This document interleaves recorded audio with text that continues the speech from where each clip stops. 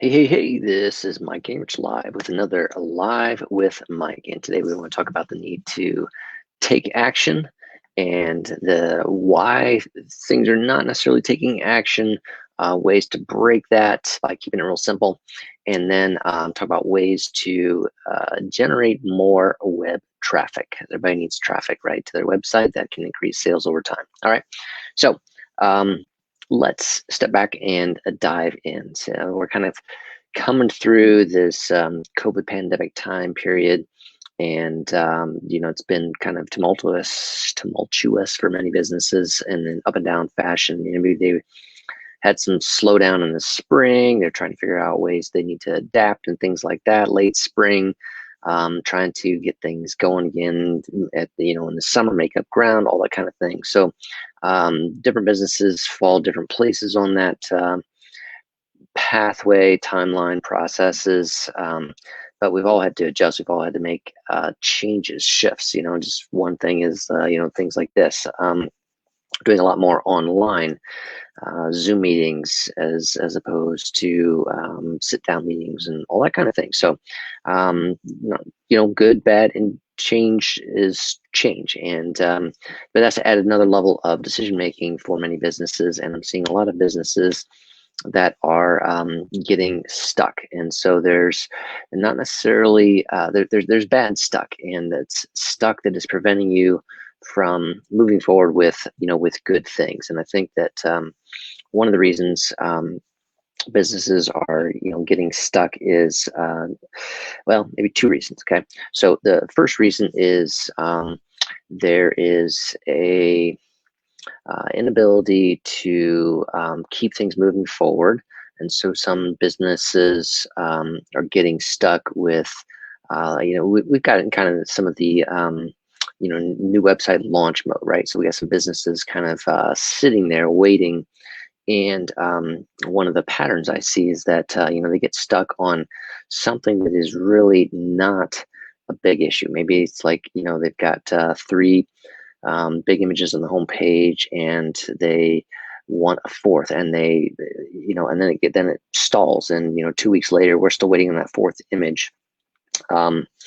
When the three images are good, the rest of the site is great, and when you compare it to what they have up currently, the old site that's the public is seeing now, the new one is superb. And so you've got something that's looks great and is superb compared to what they have that is not live, because they're waiting for one image that's not necessarily, so it's not necessarily important to the whole mix of things.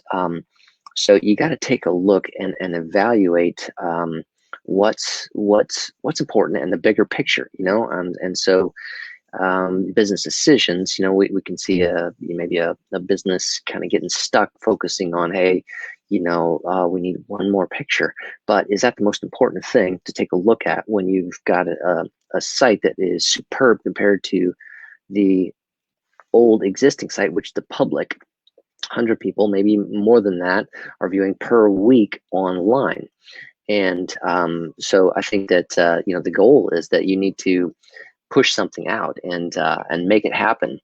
Um, so I want to encourage businesses to launch and get those things out there, and understand that maybe COVID has made businesses more stressed, and they got things going on, different decision making. But that's even more of a reason not to necessarily delay something, but to understand it's good. Let's go. Don't wait for perfect and superb. So get those things going. So that's something out there that I see, and I think that it comes back to a larger principle that I'll put out there for marketers, for business leaders as well, and that is it kind of it's a life value that I have, and I've developed that from a book I read, a business book that was titled, it's very well known, In Search of Excellence,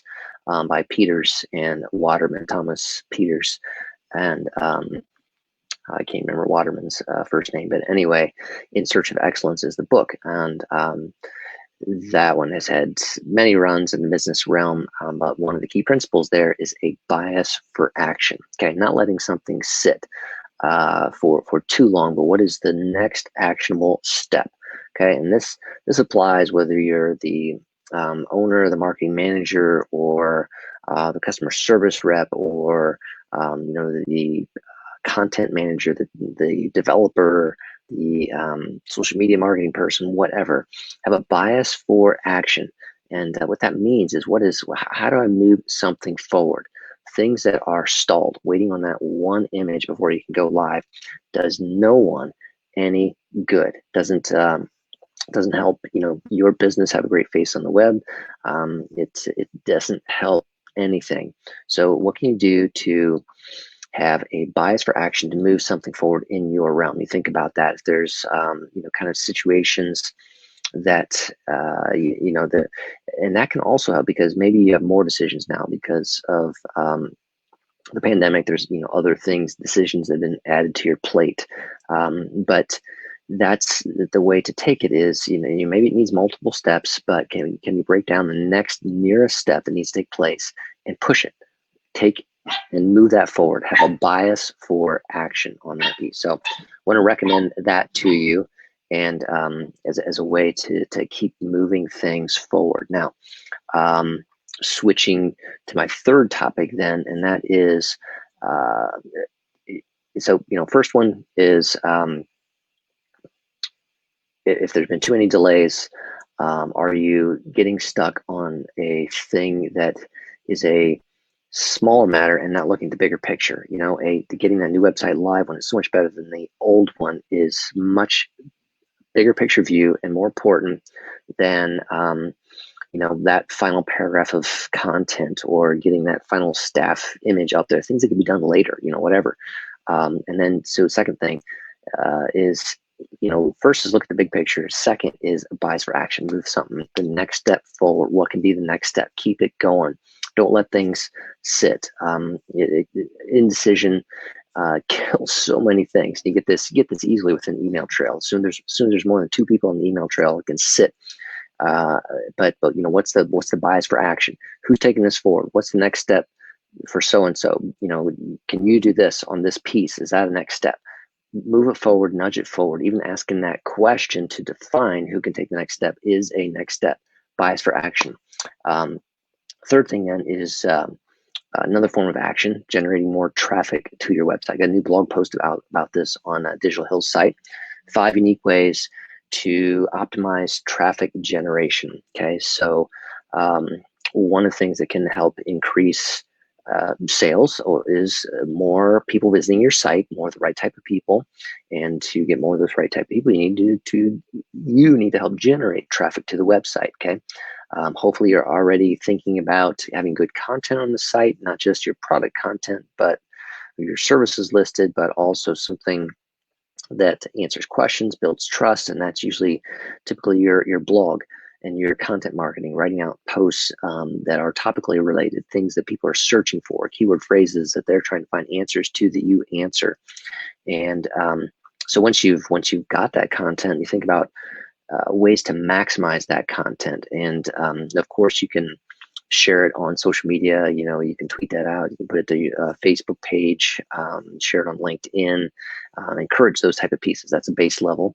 But a next level is doing it to other groups. Okay, so think about Facebook groups, business groups, topical groups. There's lots of business groups, LinkedIn groups. Those are still there and a thing. But take Facebook groups, for instance. You can find a Facebook group for different industry things. So I'm writing about web development, SEO. There might be a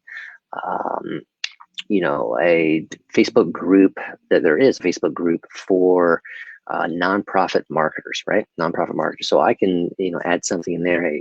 Hey, here's a new post about optimizing traffic that might be of value to those nonprofit marketers. Boom, you put that in there, and that's just another audience that can be interested in that topic that is getting that information out.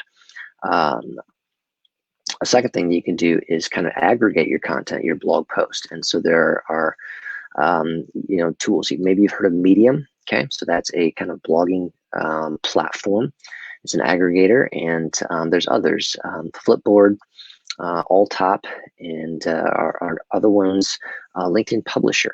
So these are places like Medium, for instance. You can take your existing blog post, go over there with a Medium account, and say, originally published here, but want to also publish and share this on Medium and put the same blog post, same one.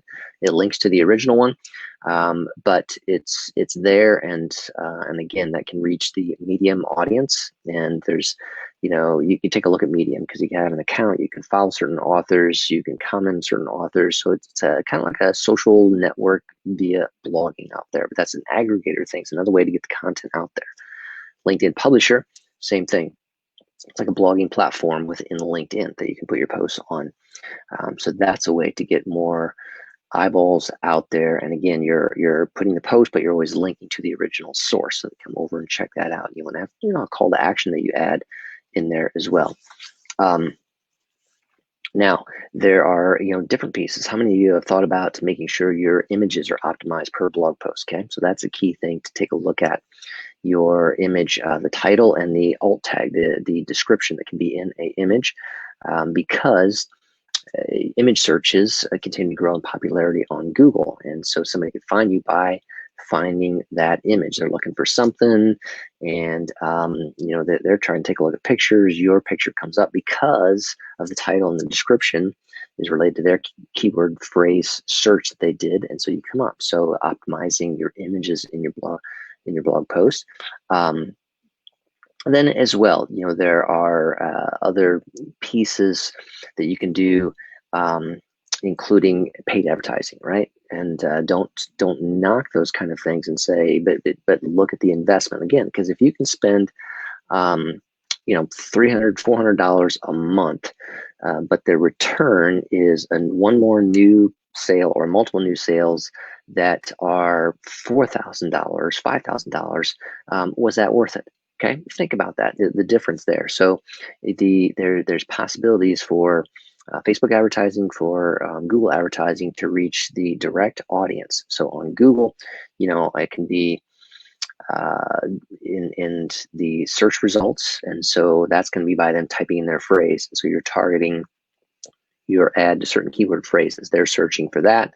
You want to come up for that. When you come up in the top results, they come over to your site. You gain more traffic that way.